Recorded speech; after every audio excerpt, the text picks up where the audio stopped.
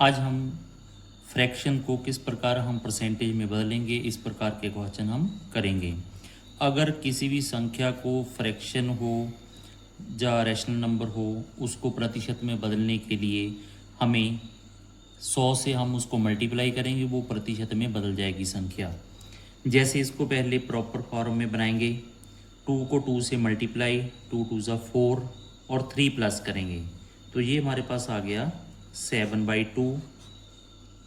अब इसका प्रतिशत में बदलना है। अगर इस संख्या को प्रतिशत में बदलना है तो हम इसको मल्टीप्लाई 100 से करेंगे। अब 2 से ये आ गया हमारे पास 2 5 ज़ा 10 और 2 0 0, तो हमारे पास क्या आ गया 7 × 50, तो ये हमारे पास 350%। तो हमारी जो ऑप्शन है वो बी है, वो करेक्ट ऑप्शन है। अब हम देखेंगे कि एक संख्या प्रतिशत में है और एक संख्या हमारी फ्रैक्शन में है। अब हम देखेंगे कि इनमें से कौन सी संख्या बड़ी है। तो हमने ऊपर वाला क्वेश्चन इस प्रकार किया कि इस संख्या को प्रतिशत में बदलने के लिए हमने 100 से उसको गुणा कर लिया। अब पहली संख्या तो हमारे पास 50% है, हम दूसरी संख्या को प्रतिशत में बदल लेंगे। तो इसको प्रतिशत में बदलने के लिए हमें क्या करना पड़ेगा, 100 से उसको गुणा करना पड़ेगा।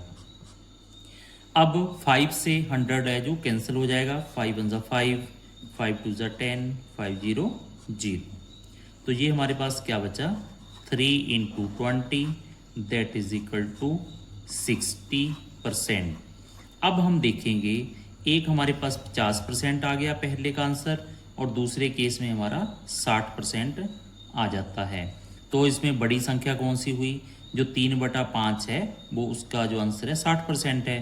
तो इसका मतलब क्या है, जो 60% ग्रेटर देन 50%, तो 60% का जो संख्या है वो क्या है 3/5।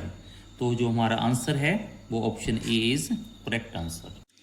अब जो तीसरा क्वेश्चन जेबीटी टेट में आया हुआ है वो है 90 का 75%। तो 90 का 75% का को हम मल्टीप्लाई में यूज़ करेंगे। 70% अगर प्रतिशत को हमने ख़त्म करना है तो डिवाइडेड बाई 100। अब 25 का जो टेबल है, 25 दिए 75 और 25 चौका 100।